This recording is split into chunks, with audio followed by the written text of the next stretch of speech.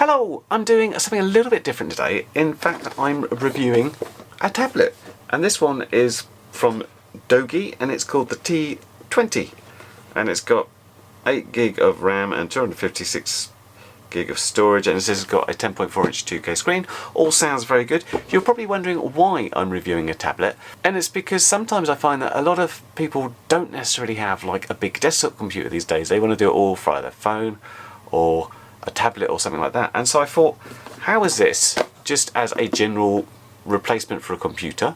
So, you know, your general email and web surfing and, you know, stuff like that, playing games, and also how can it relate to FPV? Can we use simulators on it and connect up radios? Can we use Betaflight on it to connect to a quad if we're out in the field and make some changes like that? Is it any good for me as an Android developer? This runs Android, of course. Can I use it as a piece of dev kit? That sort of stuff. How is it? Because it's on the cheaper end of the tablet market. It's not the cheapest of the cheapest, but it's not up there in the sort of the, you know, the iPad range of very expensive and also very powerful stuff. So is there a decent balance here between like power and price? Anyway, I got this thing, which is the actual tablet itself. They sent me some accessories as well, which may or may not be useful for me or you. I got this stylus pad in this one. I got this wireless keyboard case set, which might be useful for me. I'm often doing a bit of writing and jotting things down. I like to use a proper keyboard when I'm doing that.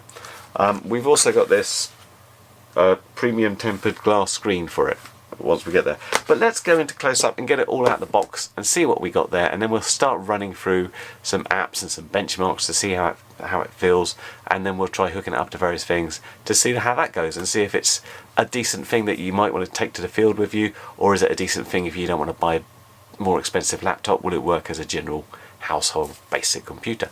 Let's find out.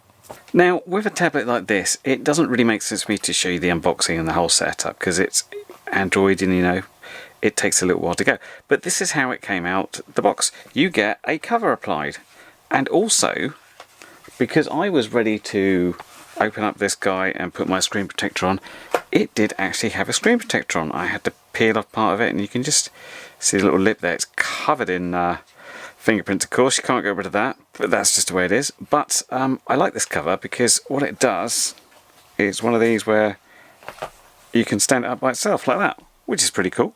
So you might see at the moment it's saying no SIM card, no service, and this has got, if I can show it to you, because just at the bottom here, and you've got one of those little slots, should be very familiar if you use an iPhone, where you have to poke something in and this little tray comes out, and they give you one in the box. It looks like that. It is a dual SIM card slot, so you can have 2 SIM cards in if you want to do, I say phone type stuff. As far as I know, you can't make a regular phone call on this. You can do MMS and SMS messages, and obviously when you've got your SIM card in, you'll have data, so you won't need Wi-Fi, and that's pretty cool. But aside from the fact you can have 2 SIM cards, up to 2, or you could have 1 SIM card and a micro SD card, or you can just have an SD card. This has got 256 meg of storage as it goes. You can shove a 1 terabyte SD card in if you want to and really expand things. A few other things in the box as well. You've got this stylus, which has got this little plodgy end, which seems to work perfectly well. If I do that, it goes to camera. Look, that's me. Hello. But slightly bizarrely, it's got this one, which looks like a fine nib, and that doesn't seem to work. I don't know why. Presumably it's intended to work. There is a separate stylus as well, which should be touch sensitive and stuff. We'll come to that later. Also in the box was this charger. Unfortunately, this is a European plug and I'm in the UK, so I couldn't use it, which is a shame because it is a USB-C charger, so I think it charges at a much higher rate. It says it charges at 18 watts and it can get from 0 to 50% in 1 hour. And bearing in mind this has got an 8,300 milliamp hour battery, that's not bad. It is a big battery. I don't know if it improves the life that much because it's a big bright screen. So it's talking about 8.9 hours of web surfing, 5.4 hours of streaming, 4.2 hours of gaming, so we'll see how that goes. Now obviously it's got all the standard Google apps on it. This is a regular Android thing, so expect all the Google bits there. So I won't go in and show you my email and stuff, but obviously, you know, you've got your normal web browser. Down at the bottom here you've got Chrome. So look, there's my website. I haven't updated that for a long time. YouTube here, which I have logged into. All the normal stuff. This is a 2K screen, so I do know it's not going to play sort of, well, it'll play 4K stuff, but not in 4K. If I just search 4K Ultra HD and we shove something on like this, let's go large on that one. Generally seems to default to playing at, well, that's gone to 720.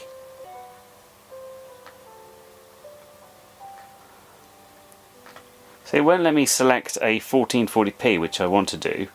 I get the fact it doesn't want to do 4K, but that's very nice. It's got some really nice speakers in here as well, and I do like the screen.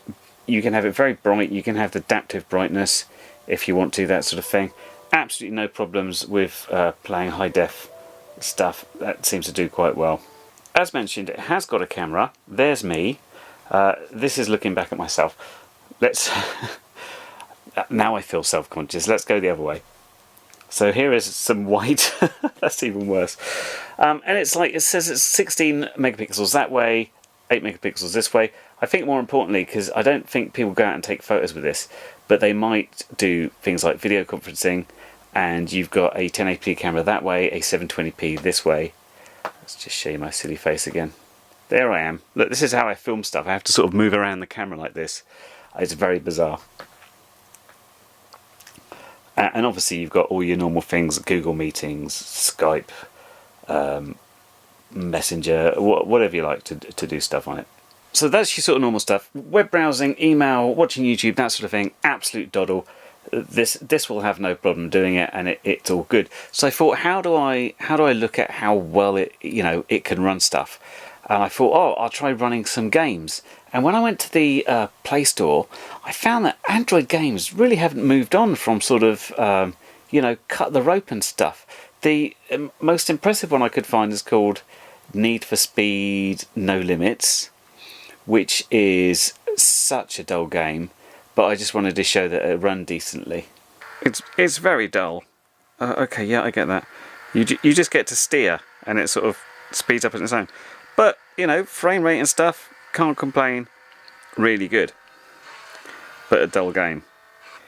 And so I thought what I'd do is look at some emulation. I like my old games, my SNES, my Megadrive, stuff like that. And I thought I'll have a look at some of that. But to do that, I needed to connect a joystick. So that's a good excuse to test out connectivity. So you've got a couple of options here. First off, you can use something like this OTG cable. And I just stick that in there. And into that I've got an old wired Xbox 360 pad. If I do that, and then go into something like this Megadrive emulator here. So this is Megadrive running Sonic. I've muted the sound, else I'm going to get horrific amounts of copyright violations. But yeah, this is absolutely fine, and it runs nicely. It automatically detects the joystick, so it's really easy to use. And you'll have a bunch of fun there. But that's the wired version. The other thing you can do is, of course, use the Bluetooth connection. So if I come out of that sec, what I've got here is a PS4 controller. And I've already gone ahead and connect this to Bluetooth. So one interesting thing about the PS4 controller is it had this little touchpad here, and we can use it as like a virtual mouse. If we move around there and go into, I'll go back into the Megadrive emulator there. Let's start off Sonic the Hedgehog 2. Same deal, the emulator is very good. It automatically detects what sort of pads you've got and sort of sorts it out. And we're off and running again. And you know, there's no lag as you might expect. We use Bluetooth on Xbox, PS4, PS5, so you get a good experience there, and hence get a decent experience of this as well. Now, I decided to run through a bunch of emulators just to test how well this thing would run everything. So I thought what I'd do, rather than try and film it here, is set up a decent angle. I'll have a mess about with this controller and other things, and I'll talk you through the sort of performance we're getting here. Generally speaking, what you'd expect the really older stuff, this is the Megadrive, known as the Genesis if you're in the US, and the SNES and things lower than that, NES, Master System, they're going to run at full speed. Anything above that is where it starts getting interesting, and if it runs full speed on other stuff, that's really good. So let's take a look at that now. So I've tried to readjust the angle for the best picture I can get of the screen, and this is Super Mario Kart on SNES Emulation. Super Mario Kart used this little DSP chip in addition to the regular SNES hardware, so I thought this would be worth a go, and it's certainly running at full speed, absolutely no problems there, as I thought we would have on the SNES Emulation. Also in the SNES, Super Metroid, although it's dark so you can see the reflection there of blue of the PlayStation controller and a bit of me. So let's move on to some Super Mario World. One of the best Mario games still, certainly the best of the 2D variants I believe, and absolutely no problems, definitely full speed, running really nicely. So let's move on. This is a PlayStation 1 emulation, and it's got a frame rate counter in the side there, which is 60 frames a second is what it should be running, and we're running Tekken 3 here, which is sometimes thought of as one of the harder games to emulate, but this is running it absolutely fantastically. We're not doing anything like, trying to scale up or anti-alias or do anything special. We're just running regular. Obviously the screen's going to scale itself, but we're getting a absolute full frame rate out of this, and it's very playable indeed, so no complaints there. Still on the PlayStation here, we've got some Castlevania Symphony of the Night, which is one of the very classic games I still haven't actually played. I must get round to doing it. No excuses now if you've got something a little bit more portable you can take with you. But anyway, PlayStation emulation seems absolutely fine. So moving on now to Nintendo 64 emulation, which is actually generally thought as more difficult than PlayStation 1. PlayStation 1 runs pretty well on a lot of lower end devices, whereas N64 takes a little bit more effort to emulate right. So I've seen really quite bad emulation things. If you look at the top right there, we've got the frame counter, and you might think this isn't running full speed because it's going between sort of 19 and 25 frames a second. This was pretty typical, in fact, of what the N64 could handle. So this is full frame rate. We're not getting any frame skips in there. It's playing absolutely wonderful. You can always tell if there's a problem because the music sort of gets a bit glitchy, and this is absolutely fine. Didn't have a problem with this. So let's move on to something different.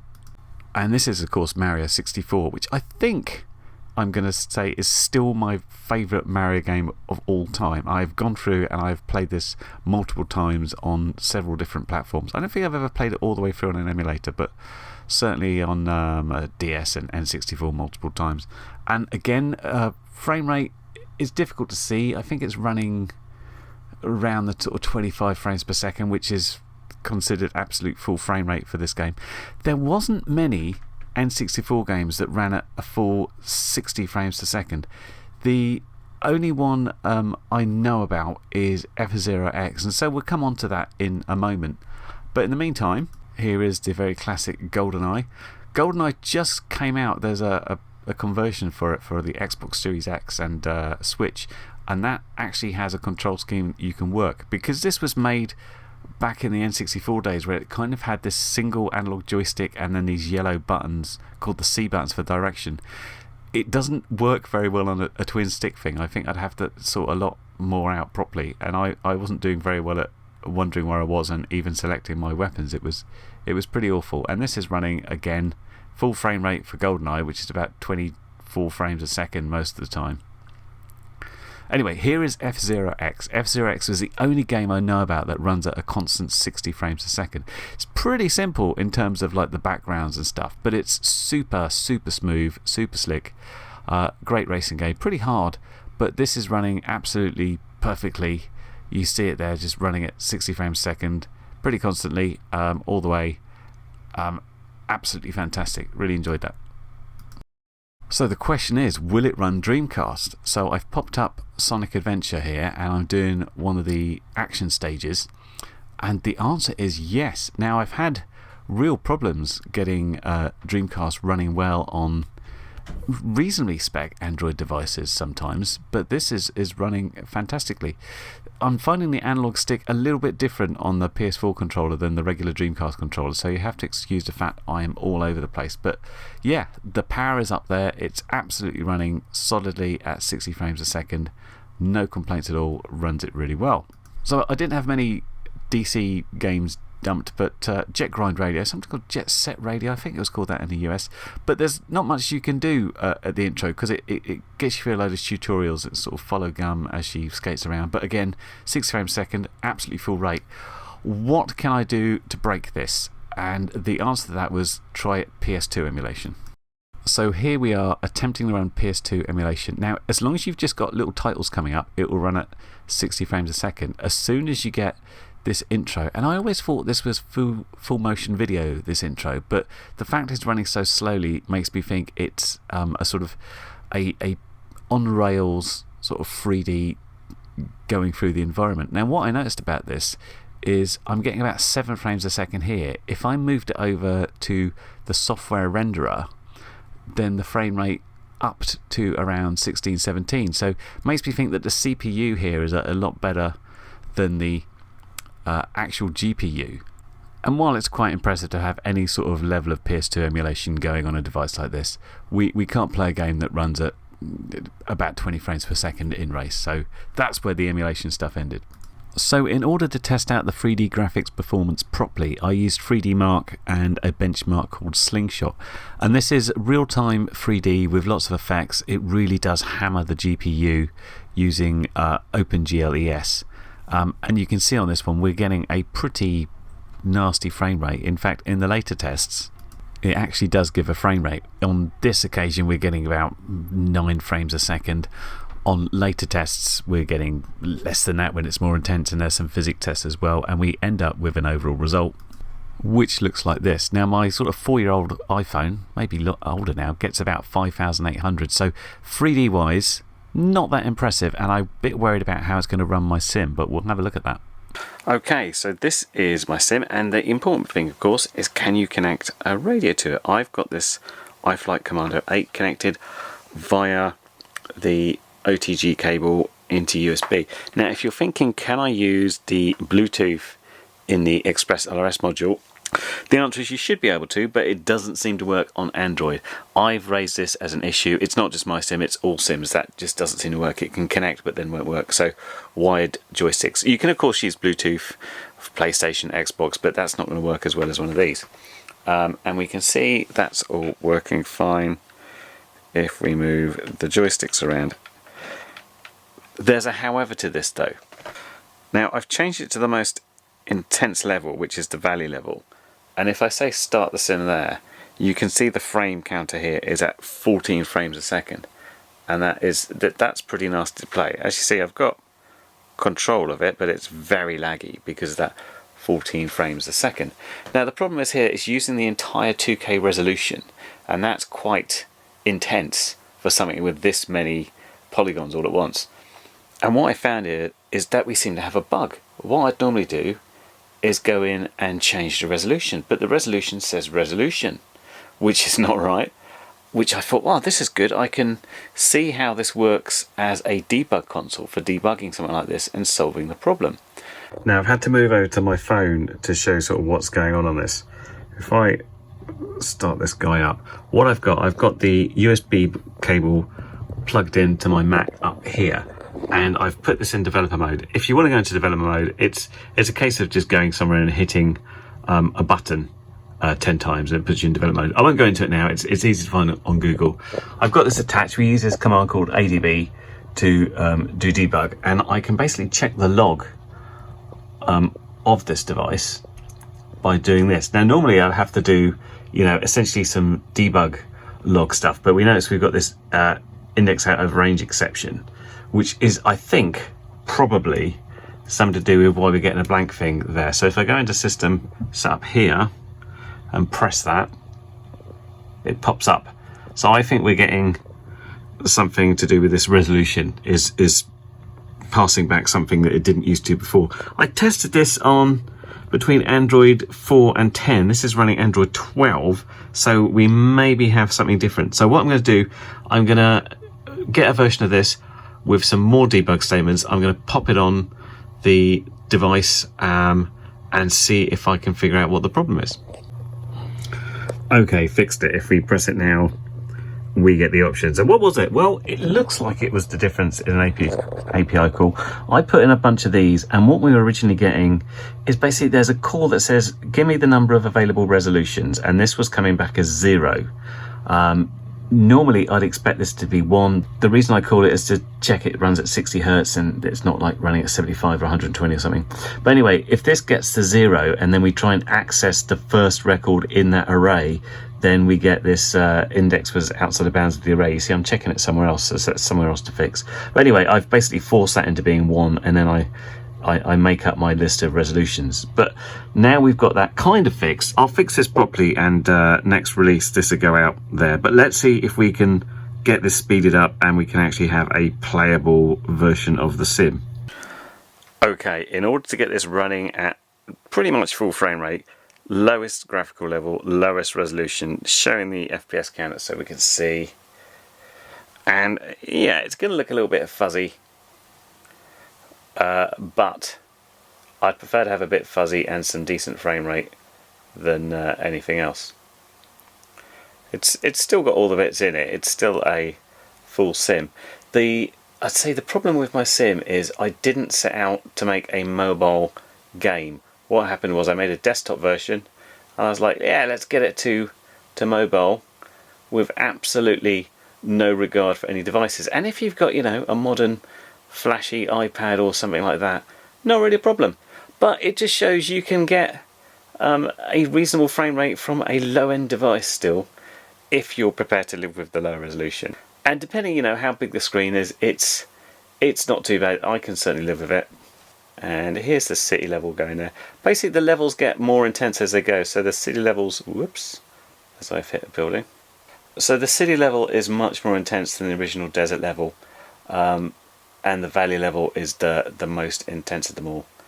And you know, might be able to increase the resolution of this one, but it seems to be working okay, doesn't it? Now I'd love to show you some other sims. This one's called Picasim. It's sort of a line of sight plane thing, but I can't get the joystick set up. It said it was built for an earlier version, and it seems to be picking up some of my joystick movements as kind of mouse movements. So every time I do something, like the screen moves without me doing it, which makes me think it's not right. But I can't get that working, unfortunately. Hopefully there's a way to, and people can enjoy other sims. There's not that many on Android, unfortunately. There needs to be more. Okay, so let's try something FPV related. I've got the OTG cable in still, and I've got this USB-C adapter. I just happen to have this quad I'm halfway through configuring for OpenHD, and that has an iFlight controller with a USB-C device. So I'm just going to plug that in there. And over here we've had a little pop-up, I was going to focus, saying, do you want to connect in FS mode? So okay. And I must admit I'm struggling with this app a little bit because it wants to, on a phone essentially, so it wants to be in portrait mode. But let's say yes, we're going to connect on OTG cable, and I think we're there. If I pick this up and move it around, yeah.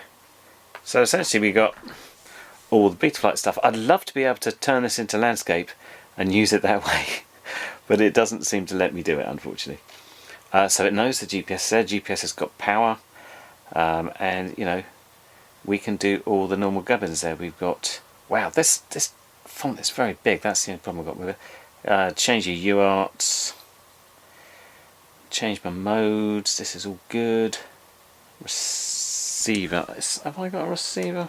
Now I do have a radio back for this, but I've noticed that my receiver's sitting over here ready to go back on, so that's not going to work so well. But anyway, basically the SpeedyBee app gets you essentially a fully, just about a full version of Betaflight you can do most things with, which is particularly handy if you're out in the field. And I know stuff like you want to add something on the OSD, for example, and if you do that via the stick menus, it will just appear in the middle and you can't do anything with it. So being able to make little changes like that is great. There is an Android APK actually from Betaflight, but it doesn't seem to have ever been officially released. Maybe they're going to do that in the future. I hope so. It'd be really useful. Anyway, so we can go and do stuff and obviously make changes to our quads, and I know this works on iNav too if you've got fixed wings or stuff like that. Now I've just gone ahead and taken the protective case off because I want to use the keyboard, but I thought while I had it there I'll just show you what this thing looks like. This is the little thing that will hold up to 2 SIM cards, or a SIM card and a micro SD card, of course just a micro SD card, or nothing at all. 256 gig is quite a sizable thing. Anyway, let me pop that back in and reveal the keyboard case, which looks like this. You've got a keyboard which feels okay, a little sort of mouse pad, and you obviously drop the tablet in there. So I'm going to go ahead and do that and see what it's like. And here we are. So as soon as I popped this in, it knew it was connected to a physical keyboard and popped up to tell me. You've got the mouse pointer here, which is really weird to have. And you can obviously move around. So I installed a couple of apps, one of which is called Writer Plus. And I started typing on this one, and then I noticed that my Y is not working, but the capital Y is. And if I press F, it goes to some sort of shortcut. I've checked the keyboard out with other stuff, and that's all okay. So it's just have to be careful what you get. So I found this one called Jotapad. Let's try writing something. Writing something. Sometimes things need a bit more of a positive response, or you have to hit them right in the center than you would think. But it seemed okay as a keyboard, and it's got these reasonable shortcuts here. So you've got things like change your brightness, change your volume. You can go to stuff like take me to email or take me to a web browser, which I think is all pretty good. And you've got some media controls here to play stuff. It's not bad. Sometimes those H's don't want to come out if you're typing quickly and you just don't get it quite right. It might not work, but obviously for you know, filling in URLs and stuff, much more useful if you're in Google and just want to, you know, find something. Can I find a carry kit in the video? Yes, I can. Look at that, amazing. But yeah, there's a couple of keys which I'm not too happy about, but overall, if you want to go into sort of more PC mode, keyboard's okay.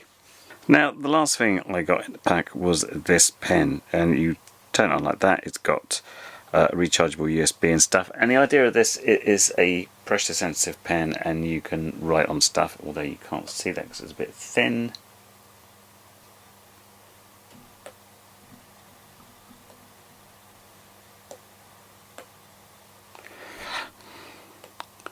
That's a bit better.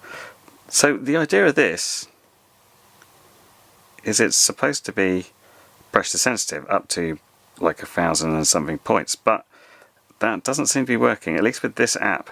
Quite why, I don't know. They said they're going to get back to me about it. I suspect it might need a certain app or a certain thing, because it doesn't connect with the tablet in any way. There's no like Bluetooth connection to say I am pressing this hard. It needs to physically know it's being pressed this hard, and you can feel the nib goes in. So obviously there's something there to sense it. It might just need some driver or something or some little app that needs to go in there. But yeah, for artists, when this works, and hopefully you do a better job than me, you've got this pen, which is relatively cheap if it actually does the pressure level stuff. So there we go. That is my take on the Doogee, however you might pronounce it, T20 tablet. So the question I sort of set out to answer is, can you replace a PC with it? And the answer is yes, and also it depends. If you're more of a sort of power user on a PC, you do a lot of video editing, you do some high-end gaming, you do stuff like that, then no. If you're more of a regular user, where you're just doing web browsing, email, the lower end gaming stuff, bits like that, then it's going to probably work quite well for you and be very portable. For me as an FPV pilot, it's handy having something I can take with me and plug into a quad. And if you're thinking, well, why not just use your phone? I have an iPhone and Apple don't let you plug stuff in. So yeah, I was pretty impressed with the sort of gaming capability. There's not many decent Android games, so I go back to the retro stuff, and then I've got about X billion games I can happily play at it and plug a joystick in if I want to and stuff like that.